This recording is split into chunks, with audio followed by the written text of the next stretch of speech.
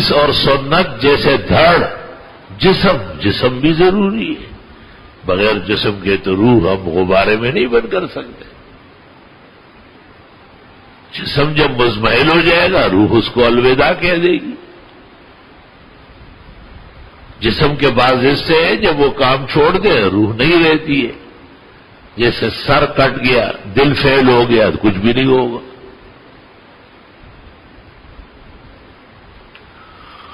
اور اس جسم کے جو شؤون ہے چال چلن ہے آنکھیں دیکھتی ہے کان سنتے ہیں زبان بولتی ہے منہ کھانے پینے میں کام آتا ہے پیر چلتے ہیں ہاتھ پکڑتے ہیں. یہ جو کارآمد اعضاء ہے اس کو فقہ سمجھ لیں. فقہ آپ کو روزہ رکھنے کا طریقہ بتاتا ہے روزہ محفوظ رکھنے کا طریقہ بتاتا ہے روزہ افطار کرنے کا طریقہ بتاتا ہے. روزے بھی بیماری آ گئی تو بیماری کی ترمامیٹر رکھتا ہے اس پر کہ بیماری یا تو بڑھنے کا اندیشہ ہو یا مرنے کا اندیشہ ہو روزہ نہ رکھے. سفر آپ کر رہے تو سفر کتنے میل کا ہو 48 میل انگریزی میل کے اعتبار سے کم از کم دور جانا ہو. کب تک؟ جب تک سفر پہ ہو جب تک شہر میں ہو پرائے شہر میں اور آپ نے 15 دن رات کی نیت نہیں کی ہے ٹھہرنے کی آپ مسافر ہیں. ہاں اگر آپ کا اپنا مکان ہو جائیداد ہو جگہ ہو رہنے سہنے کا اپنا ذاتی ملکیت ہو تو پہنچتے ہی آپ مقیم ہو جائیں گے. یہ فقہ ہے سر. یہ اعضاء کارآمد ہے.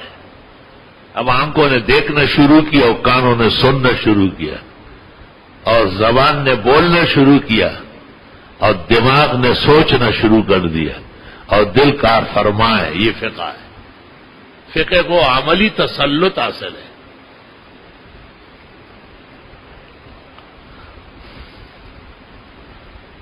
ایک آدمی ہے کہ وہ قرآن شریف پر بھی ایمان رکھتا ہے اور جانتا بھی ہے احادیث پر بھی ایمان رکھتا ہے اور سنت مانتا جانتا ہے لیکن عمل نہیں کرتا. جیسے گونگا بہرا ہو اور مفلوج جسم ہو ہاتھ نظر آتے اٹھتے نہیں پیر نظر آتے چلتے نہیں کان نظر آتے سنتے نہیں. یہ معوف اور مفلوج یہ فقہ کا منکر ہے بدترین دشمن ہے خدا اور رسول نہایت نالائق آدمی ہے.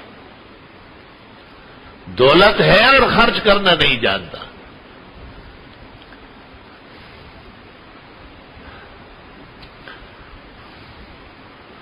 اور ایک آدمی نماز پڑھ رہا تھا جریج نام تھا اس کا اور اس کی ماں کو کچھ پریشانی پیش آئی.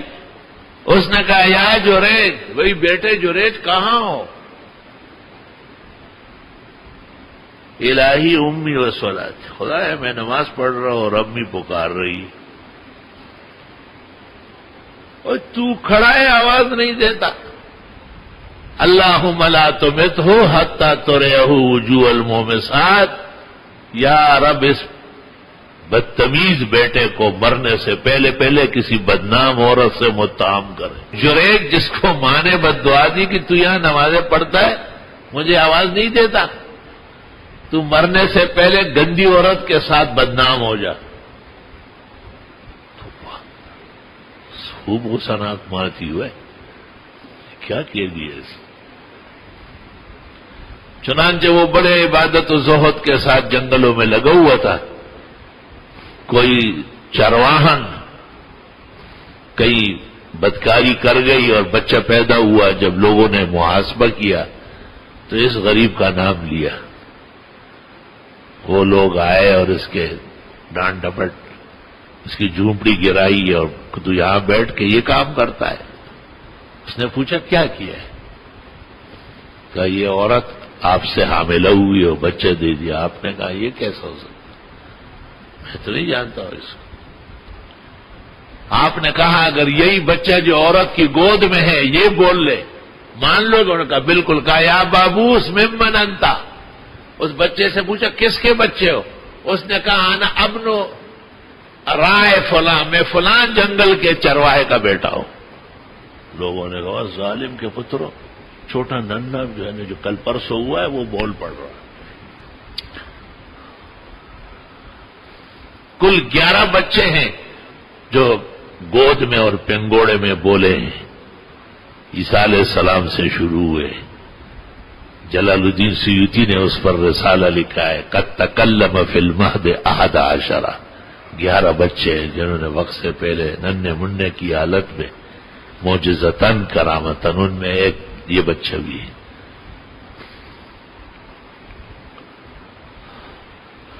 اب یہ واقعہ جب رسول اکرم صلی اللہ علیہ وسلم صحابہ کو بیان کرنے لگے تو بدرالعینی نے بخاری کی شرح میں لکھا ہے کہ آپ نے کہا یا لیت لو کان جریج فقیہا، وہی جریج کو فقہ نہیں آتا تھا. لاجاب امہ، نماز توڑ دیتا، ماں کو آواز دے دیتا، نماز پھر پڑھ لیتا.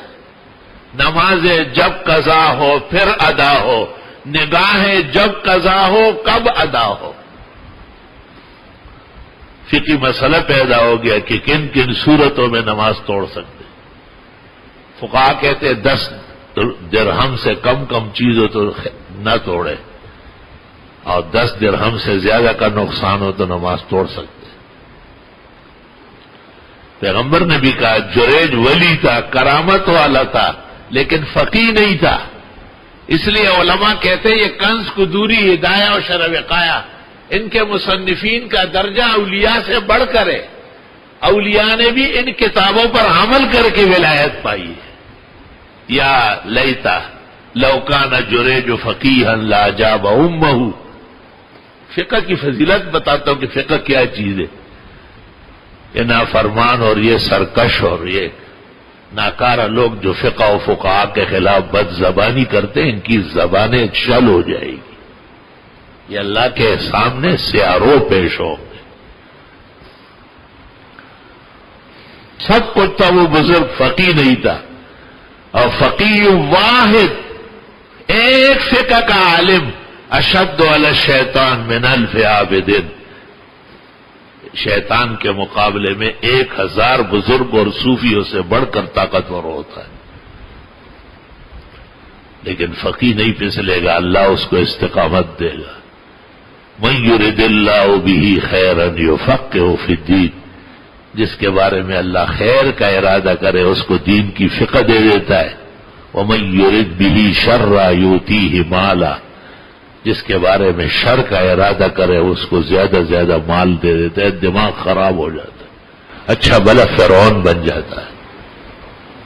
مال ہضم کرنا آسان کام ہے، اس کو تحفظ دینا آسان کام ہے، اسے صحیح جگہوں میں لگانا آسان کام ہے. مالداروں کا حشر دیکھو کیا ہو رہا ہے، پوری دنیا ان پر تنگ کر دی گئی.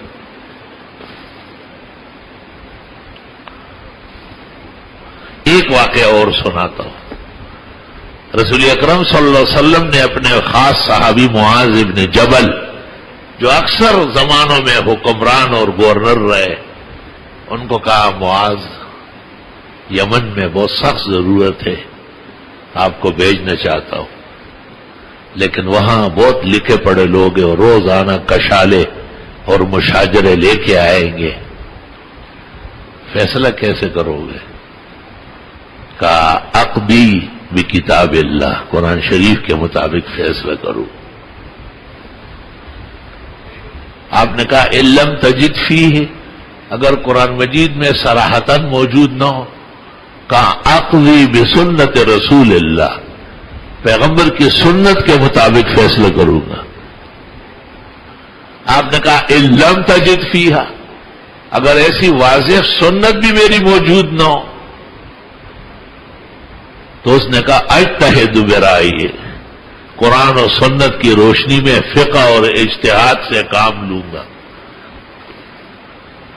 آپ نے کہا الحمدللہ الذی وفق رسول رسولہ لما یحب ویرضی، اللہ کا شکر ہے جس نے پیغمبر کے قاصد کو اور صحابی کو صحیح توفیق دی. فقہ کا نام سن کے، اجتہاد کا نام سن کے آپ نے کہا الحمدللہ. تو جو لوگ فقہ اور فقہا کے بارے میں بد زبانی کرتے ہیں ان کو شرم کرنا چاہیے. وہ یہ خلاف اور یہ بد زبانی اللہ اور رسول کے خلاف کر رہا ہے. خدائی قہر اور عذاب کو دعوت دے. فقہ تو ایک شان والا علم ہے.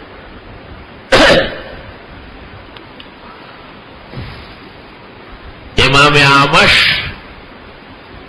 حافظ الحدیث ہے اور امام الحدیث ہے، اور امام ابو یوسف رحمت اللہ علیہ کے استاد، نام ان کا سلیمان ابن مہران ہے. دن کو دیکھتے تھے، رات کو نہیں دیکھ سکتے تھے، تو آمش مانا شب کور.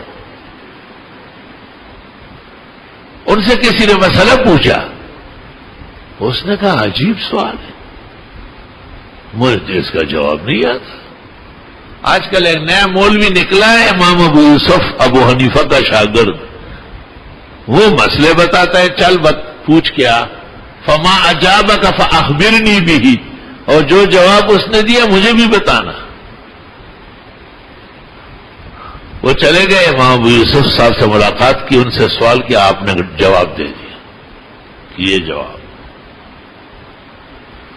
امام اعمش کو آ کے بتایا، بڑے خوش ہوئے، جواب تو بڑا سونا. پوچھ کے آؤ دلیل کیا ہے. وہ واپس چلے گئے کہ حضرت اس کی دلیل کا حدثنا اعمش، مجھے استاد اعمش سے یہ حدیث پہنچی. وہ واپس آیا، اس نے کہا آپ کے حوالے سے حدیث پڑھی ہے. سر پکڑ لیا، واپس آئے، امام ابو یوسف سے کہا یا معاشر الفقہاء انتم الاطباء ونحن العطارون. وہ فقہاء کے جماعت، تم صحیح معنوں میں عطار و عطر بنانا جانتے ہو، ہم تو خالی کیمسٹ ہے، جو آپ بناتے ہیں وہ آگے بیچیں گے، بنا نہیں سکتے آپ. اللہ تعالیٰ نے فقہاء کو اور فقہ کو اور دور اور زمانے میں عزت، مقام، ورفعت، فضیلت نصیب فرمائی، کیونکہ قرآن کریم کا وہ حصہ جس پر امت کو عمل کرنا ہے، اور احادیث اور سنت کا وہ حصہ جس پر امت نے زندگی گزارنی ہے، اس کو فقہ کہتے، اس کے ماہروں کو فقہاء کہتے. ایسے بہت فقہاء ہیں، لیکن 4 ایسے آئے ہیں جنہوں نے امت کی ضرورت پوری کی. وعلی راسہم ابو حنیفہ النعمان، امام اعظم ابو حنیفہ اول نمبر، اعلی سیرتاً و اعلی و اولا صورتاً، ہر اعتبار سے اعلی و اولا ہے. امام مالک ابن انس، امام دار الہجرہ صاحب الموطا، امام المدینہ المنورہ، امام محمد ابن ادریس الشافعی الغزی المطلبی، اور امام احمد ابن محمد ابن حنبل الشیبانی البغدادی.